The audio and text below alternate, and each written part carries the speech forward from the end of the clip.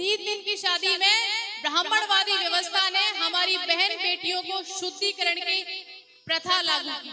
और क्या किया, उन्होंने ये नियम बनाया कि शूद्रों की किसी भी महिला की जब भी डोली उठेगी, जब भी शादी होगी, तो उसकी डोली सबसे पहले 3 दिन के लिए कहाँ जाएगी? 3 दिन के लिए वो डोली जाएगी ब्राह्मणों के। उन 3 दिनों में ब्राह्मण जिस तरीके से चाहे, जैसे चाहे, उस बेटी का, उस महिला का शोषण कर सकता है।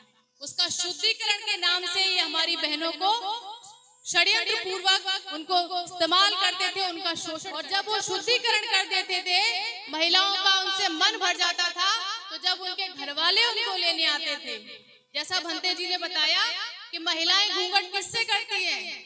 जेठ से करती है। और ससुर जी के साथ 3 दिन में जो दरिंदगी हुई, जो हैवानियत उसको हुई, जो उसके मान सम्मान स्वाभिमान को ठेस लगी, और जिस पीड़ा को उसने सहन किया, जब वो अपने घर वालों को आते हुए देखेगी तो उनसे नजरें मिला लेगी।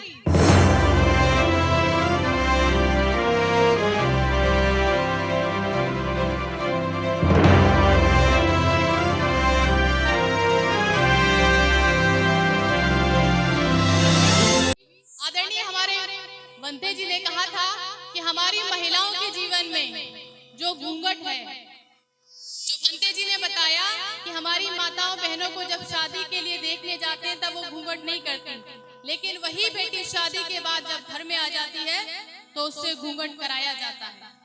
लेकिन ये थोड़ी सी अधूरी बात है। अधूरी बात क्यों है? अधूरी बात इसलिए है कि पहले तो हमें ये जानना है कि ये घूंघट शुरू कहाँ से हुआ। कोई भी महिला, कोई भी बहन शादी से पहले घूंघट करती है?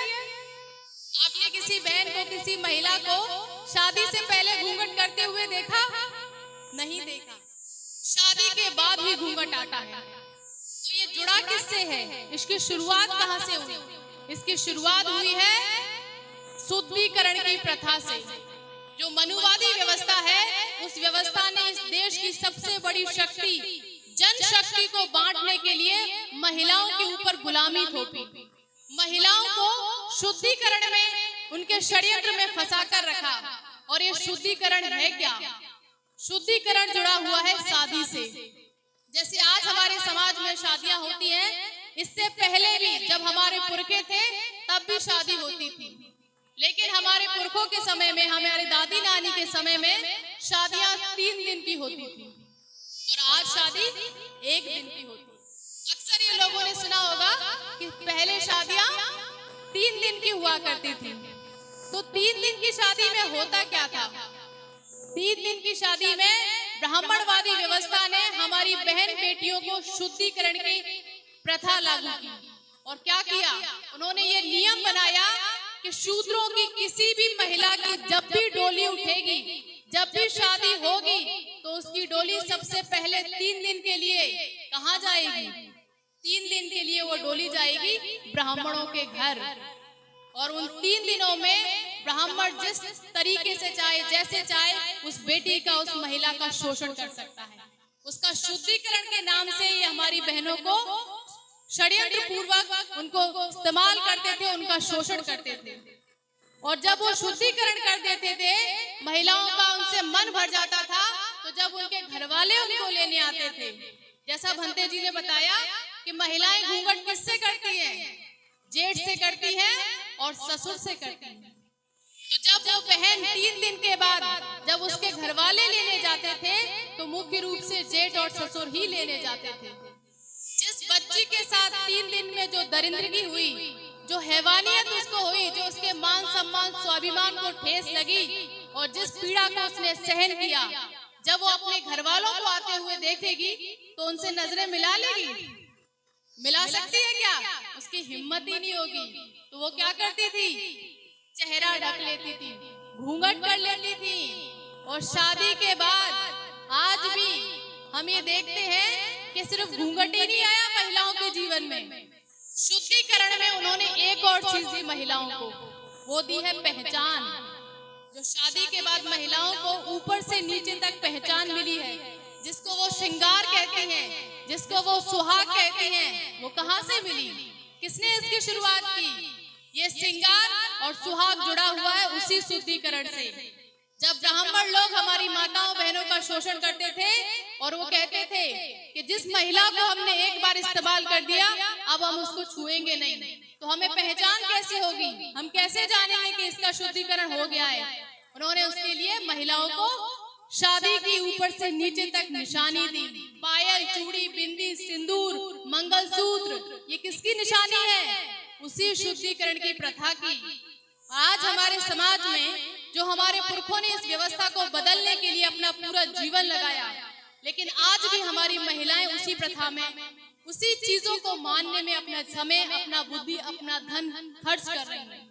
आज हम इस देश में जो रह रहे हैं, आज हमारे पास संविधान की ताकत है। हमारे पुरखों ने जिन कठिनाइयों से, जिन संघर्ष से हमें संविधान दिया, वो संविधान हर महिला को रक्षा, सुरक्षा, अधिकार, सम्मान का हक देता है। ये हमारे पास है, तो हमें अपनी चीजों को ऐसे ही नहीं मानना है। हम बुद्ध के वंशज हैं, पहले हमें चीजों को जानना है। जो भी हमारे जीवन में हम करते हैं उन चीजों का हमें पता होना चाहिए। लेकिन हमारी कुछ माताएं बहनें अज्ञान पूर्वक ये काम करती हैं। अगर कोई व्यक्ति इस चीज को जान जाए तो उसी दिन उन चीजों का परित्याग कर देता है।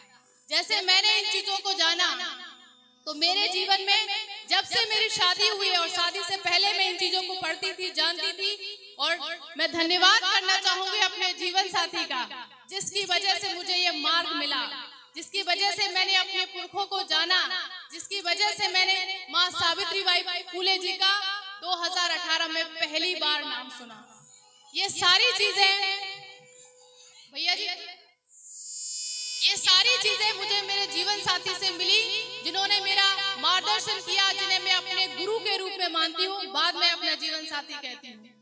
हम लोगों को, खास करके महिलाओं को ये जानना है, जो अज्ञानता के वश में आप जो श्रृंगार कर रही हैं, ये सुहाग कर रही हैं, सही श्रृंगार है क्या, सही संस्कार है क्या? हम जो नारा लगाते हैं कि मानव मानव एक समान, तो ये मानव एक समान कब दिखेगा? जब शारीरिक रूप से समान होगा। हमें अपने पैरों में पायल नहीं पहनना। बाबा साहब ने कहा कि मैं अपने समाज को सूट और बूट में देखना चाहता हूँ। जब मैंने इस बात को समझा तो अपनी शादी सूट और बूट में की। मैं पायल नहीं पहनती हूँ अपने पैरों में, मैं बूट पहनती हूँ। जो महिलाएं हमारी कमर में करधौनी पहनती है, मैं ये श्रृंगार नहीं करती, मैं कमर में बैज लगाती हूँ। जो हमारी माताएं बहनें हाथों में कायरता की निशानी, चूड़ियां पहनती हैं, और वो अपनी मर्जी से भी नहीं पहनती हैं, इसके लिए उन पे दबाव बनाया जाता है। और ये कायरता की निशानी उनका जीवन साथी उनके लिए लेकर आता है, उसके लिए पैसे देता है। और अगर उससे खुद कहो कि अगर ये अच्छी चीज है, अच्छी है, तो आप क्यों नहीं अपनाते, तो क्या कहेंगे? ये कायरता की निशानी। यानी कि वो अपने घरों में अपनी महिलाओं को कायर बना के रखना चाहते हैं, गुलाम बना के रखना चाहते। हम बुद्ध के वंशज हैं, डॉक्टर अंबेडकर के वंशज हैं, तो हम ये काम आज से कभी नहीं करेंगे। हमें अपनी महिलाओं के हाथों में कायरता की निशानियां, चूड़ियां, कंगन नहीं पहनाना है। हमारे पुरखों ने हमें कलम की ताकत दी है, जो दुनिया का इतिहास बदल सकती है, और कलम की ताकत, शिक्षा का अधिकार हर व्यक्ति को मिला है। दूसरी चीज, जो हमारी महिलाएं गले में मंगलसूत्र पहनती हैं, जिसको वो सुहाग की निशानी, मतलब अपने पति की जान मानती है कि अगर ये टूट गया तो हमारा पति नहीं बचेगा। हमारे पति की जान मंगलसूत्र में है। हमें अपने गले में ऐसी बेड़ियां नहीं डालनी है। जानवरों के गले में ये चीजें होती हैं। हम इंसान हैं और हमारे पुरखों ने हमें सूट और बूट में बोला है कि मैं अपने समाज को सूट और बूट में देखना चाहता हूँ। तो ये समाज में महिलाएं भी आती हैं और पुरुष भी आते हैं, तो महिलाओं को भी सूट बूट में आगे आना चाहिए। इस बात को मैंने शुरू किया और अपनी शादी में नीली टाई लगाकर, सफेद कोट बूट और पहनकर अपनी शादी की। जो महिलाएं अपने माथे पर सिंदूर लगाती हैं, बिंदी लगाती हैं, वो हमें नहीं करना है। हमारे पुरखों का इतना गौरवशाली इतिहास है, वो शिक्षा है जो आपके मस्तिष्क में चमकती है, जो आपकी आंखों में स्वाभिमान पैदा करती है। अगर इन चीजों को हम जान लेंगे, और जिस दिन ये हम चीजें जान लेंगे, उसी दिन से ये कायरता की निशानी, चूड़ी, बिछिया, मंगलसूत्र ये सारी चीजें अपने जीवन से हटा देंगे, तब जाके हम अपने नारों, बाबा साहब का नारा जो हम लगाते हैं कि मानव मानव एक समान, जब दिखेगा मानव एक समान। और प्रकृति ने महिला पुरुष की ऐसी संरचना की है कि हमें पता चल जाता है कि कौन महिला है कौन पुरुष। उनको ये निशानी देने की जरूरत नहीं है। ये कायरता है, ये गुलामी है। और अगर हम अपने समाज में आधा हिस्सा, आधी ताकत गुलामी में रखेंगे, उनका जीवन कायरता में गुजरेगा, तो आने वाली पीढ़ियां कैसी पैदा होगी। जो महिला अज्ञानी, अंधविश्वासी, पाखंडवादी होती है, वो महिला ऐसे ही बच्चों को जन्म देती है। जो आज हमारे भाई यहाँ पर बैठे हैं, मैं उनसे निवेदन करना चाहूंगी कि अपने जीवन में जो भाई अभी जिनकी शादी नहीं हुई है, अपने जीवन में एक ऐसा जीवन साथी चुने जो आपके कदम से कदम मिलाकर आपका साथ दे, वो आपके पीछे ना खड़ा हो। जो कहावत है कि हर कामयाब व्यक्ति के पीछे एक महिला का हाथ होता है, पीछे नहीं होता भाई। बाबा साहब ने सम्मान दिया है, साथ होता है। इसीलिए आज के बाद से अपनी जीवन साथी को पत्नी कहना बंद कीजिए। अगर आप उसको पत्नी कहेंगे तो आप उसके स्वामी कहलाएंगे, मालिक कहलाएंगे। और जो मालिक होता है उसकी सेवादार करने के लिए एक सेवक भी होता है। तो हमें अपने जीवन साथी को हमेशा साथ रखना है। क्योंकि यहाँ पर जैसा कि हम सब जान रहे हैं, अगर हमारी समाज में महिलाओं को हम बराबर रखेंगे तो देश में नहीं दुनिया में सबसे बड़ी शक्ति है जनशक्ति, जन सैलाब। और हमारा बहुजन समाज है 85%। अगर हम इन चीजों को जान गए तो जो हमारी महिलाएं आज जिस गुलामी में अपना जीवन जी रही हैं, अगर ये गुलामी से निकलेंगी तो हमारी जनशक्ति मजबूत होगी। दूसरी सबसे बड़ी ताकत क्या है? धन बल। पहला है जनबल, जन सैलाब, और दूसरा है धन बल। अगर हमारा जनबल जागरूक होगा, 85% महिलाएं, पुरुष जागरूक होंगे, अगर एक एक रुपए, दो रुपए भी देंगे तो हमें किसी भी काम को करने के लिए धन की कमी कभी नहीं होगी। तीसरी चीज क्या है? बाहुबल।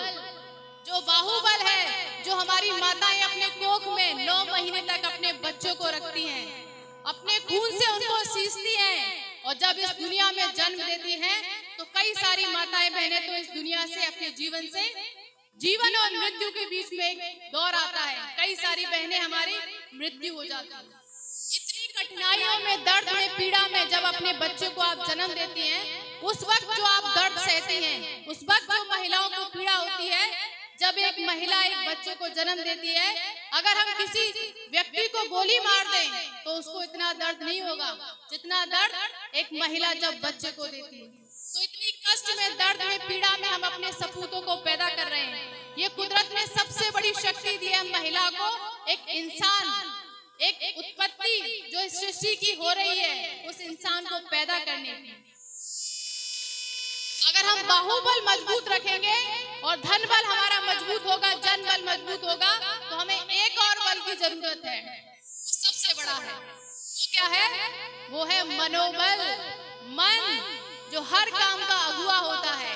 जब हमारी जनशक्ति मजबूत होगी, हमारे पास धन होगा, हमारे पास बाहुबल होगा, तो निश्चित रूप से हमारे लोगों का मनोबल भी आगे बढ़ेगा। जो हमारे पुरखों की विचारधारा में जो ताकत है, जो एक इतना विशाल है, जो हर इंसान के लिए, हर व्यक्ति के लिए उपयोगी है।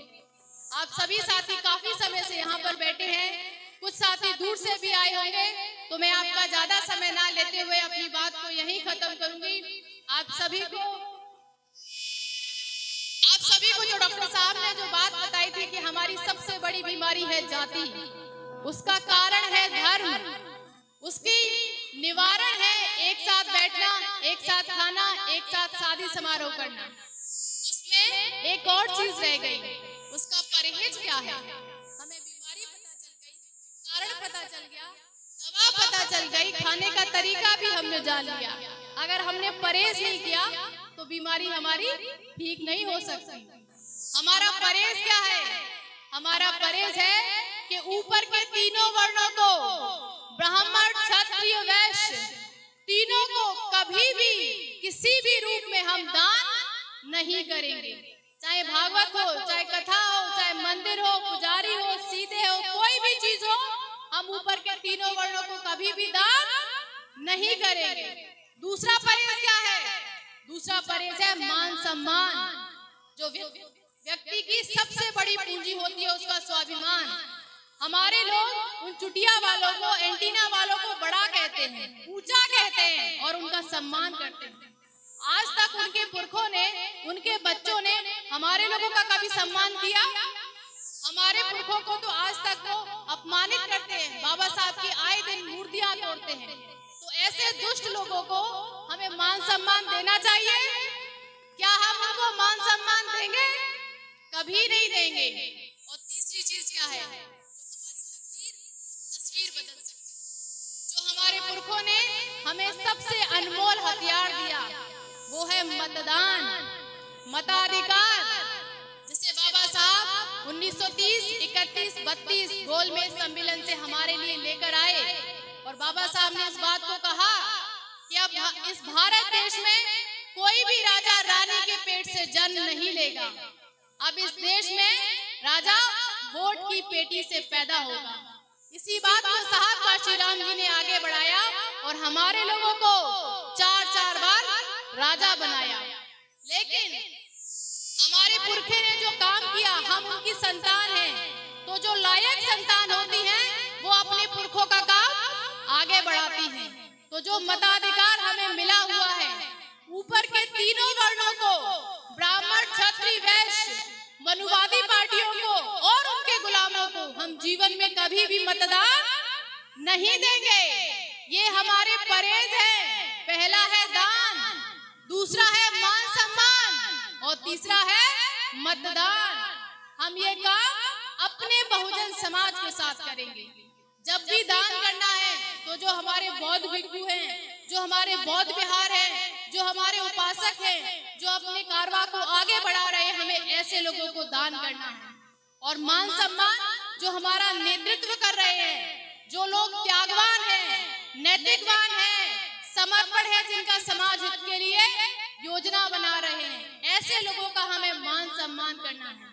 और मतदान, जो व्यक्ति स्वतंत्र है, निष्पक्ष है, ईमानदार है और शीलवान है, ऐसे बहुजन समाज के साथी को हमें मतदान देना है।